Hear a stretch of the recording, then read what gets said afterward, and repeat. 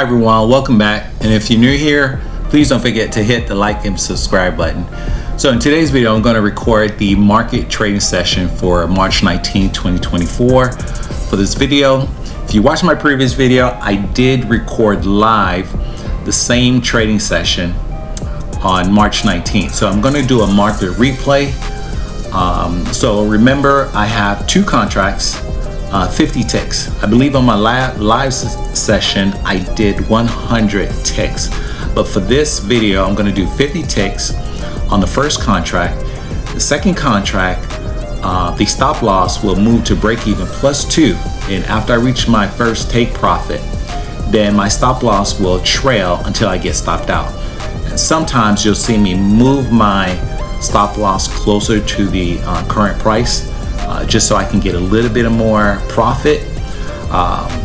So watch the video all the way through so you can see the profit. And again, I want to thank you for watching my video. Please remember to like and subscribe to my channel.